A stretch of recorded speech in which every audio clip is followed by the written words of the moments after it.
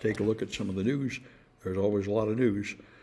So we're apparently going to start a war with Venezuela, supposedly because fentanyl is coming from there, even though they don't produce fentanyl, and blowing up 20 boats full of people, even though those boats couldn't possibly make it here. This is very much like the Iraq War, where there was a ridiculous lie that he had uranium and weapons of mass destruction, which he did not have, and we invaded the country anyway, all based on ridiculous lies. And in case you think that Trump actually cares about drugs, he just pardoned this guy who was convicted in America for 45 years for being a drug trafficker and leader of a cartel and having weapons of mass destruction and so on, well, machine guns and other things. He was Juan Antonio Hernandez, the brother of the president. So, I mean, and the National Review, a far right-wing publication, is giving Trump hell for this, saying this is ridiculous. We're supposed to have the rule of law here. Apparently all you have to have is somebody tell Trump it was unfair and he'll let you off without saying the obvious truth that the people on the left, I prefer to say, which is obviously he was just bribed. Trump made it very clear in his first term, Johnny running around telling anybody that he could get you a pardon for $2 million. He would keep $1 million and pass $1 million on to Trump. And clearly it's going the same way now. He's just selling pardons, which, by the way, is the same thing Bill Clinton did. As far as I'm concerned, they should just repeal the pardon power. I don't see any reason for it. And it seems to just be used for corruption. But Trump's corruption is an order of magnitude bigger than we've ever had in this country. Anyway, so the Swiss government is now reluctant to use American cloud services, which all of Europe has been very reluctant to use for a very good reason, and much more lately, of course, now that it is not clear at all that we are an ally with European countries. In fact, we may very well be an enemy with them, allying with Russia, as far as anybody can tell. So they're upset. They say Microsoft, the problem with Microsoft 365 and all software as a service is it doesn't have end-to-end encryption, which means if you send your data to Microsoft, it's encrypted on the way with HTTPS, but it's unencrypted at the end. And they pointed out something interesting I was not aware of, should have been, with the Cloud Act. The Cloud Act is the law that passed in 2018 to specify that the U.S. government can demand data from cloud services no matter where it is. And I remember this case. Microsoft had servers in Ireland. And the U.S. government subpoenaed Microsoft saying, hand over this stuff. And they said, no, we're not going to hand it over because it's in Ireland. And at that point, it wasn't clear whether the fact that it was out of the country, but still under control of an American company, protected it. And now they've made it clear that it does not. And this kind of means that no European country, or really any country that cares about their privacy, can't really use American services. Now, they're all doing it anyway because there aren't any services that offer you as much features at such a low price in Europe. But there's been a lot of movement to make such things, and maybe it'll eventually take traction now. But anyway, the Swiss government has now told people to quit using it. And we'll see how all this goes. But I don't blame them at all. They're quite correct that European citizens' data stored on an American cloud service are not protected the way they need to be according to European law. So this is pretty amazing. I've been waiting for this to happen. Polymarket is where you can bet on anything. You can bet on individual house bills. You can bet on how many people will vote on it. You can bet on every little thing. And in particular, you can bet on every little thing in the Ukraine war. So what they did was there's a website which has the most authoritative measure of what's going on at the Ukraine war called ISW, which is Institute for the Study of War. They make this map and they continuously update it. And so somebody placed bets on them taking a certain city by a certain date, and then they modified this map. Apparently, they bribed someone on the inside. Someone modified this map for just a brief period of time right at that moment. They said, we're going to look at noon on this day, and if the Russians have taken that city, then you win. So they modified the map to show the Russians had taken that city, and then a few minutes later, they put it back to where it belonged. So they just forged the data on the map briefly. And this is the point. If you're betting on everything, then people have an incentive to cheat. This is the same thing as betting on sports, and then people will throw the game. And certainly, I don't know if it has happened yet. I assume it probably has. People in Congress could totally place bets and then vote in the way to win the bet. So this kind of thing, anyway, you're betting on a lot of things that are really not random and somewhat controllable by somebody. And once there's enough money at stake, then you can influence those people, and so it becomes a rigged game. Anyway, They also bet on the election and everything. And to that extent, this kind of serves a public purpose. People look at the odds here to get an estimate from the gamblers who are pretty serious at estimating odds of how likely it is certain candidates will win the primary, certain candidates will win the election, and so on.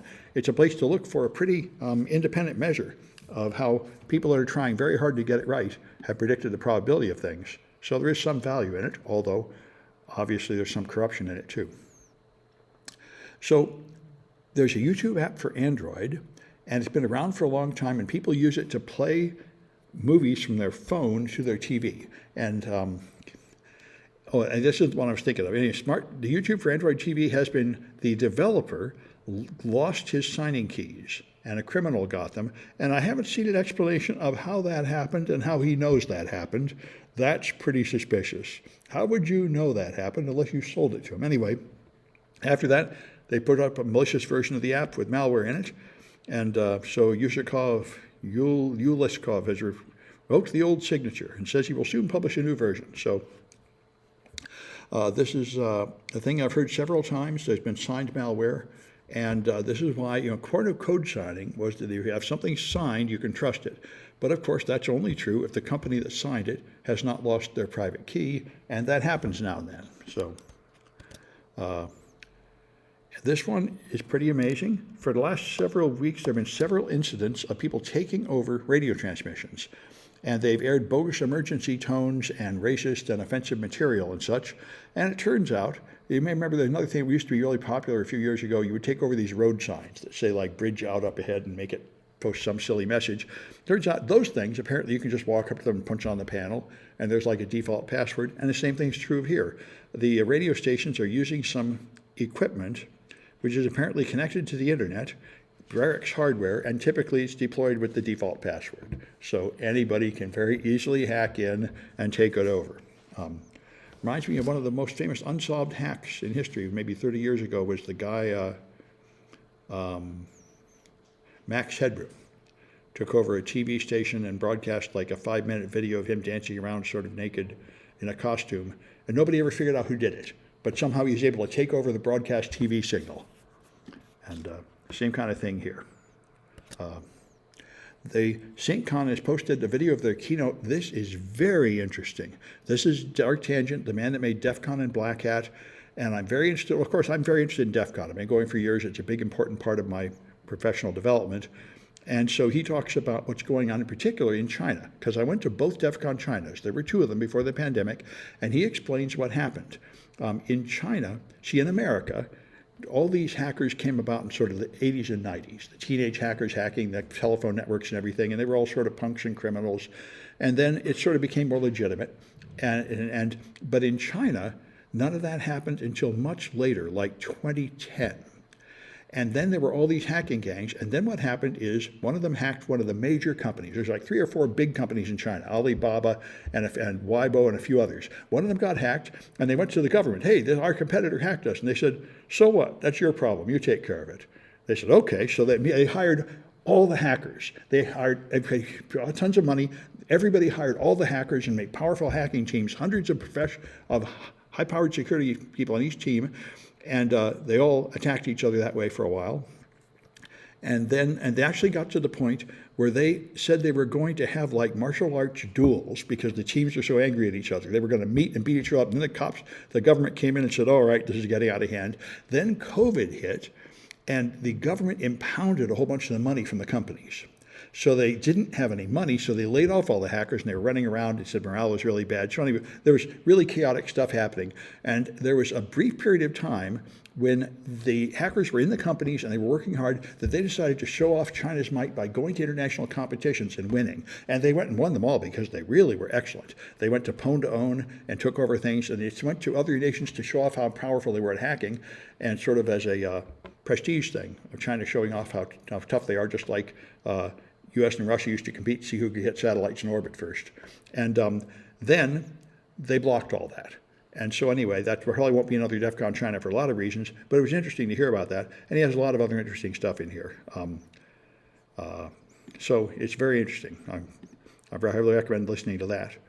This I was amazed at. There is a thing you can buy called a Wi-Fi pineapple. I've seen people with them. I've never bought them. It's a man-in-the-middle tool. It will sniff the network and find out what Wi-Fi networks are out there, and it will then broadcast an identical Wi-Fi network. So when you join what you think is CCSF Wi-Fi, it's not really CCSF Wi-Fi, and then they collect your credentials on the network and find out how to log in. And this guy took one of these to airports and in flight on airplanes and got into tons of accounts in Australia, and he was doing it to break into women's accounts to steal their pictures to sell them to porn sites. So he got 7 years of prison. So it's interesting. A lot of people that get these sort of hacker toys like the Flipper Zero, people argue about how dangerous is it, how much of a crime is it, could you really get in trouble with this?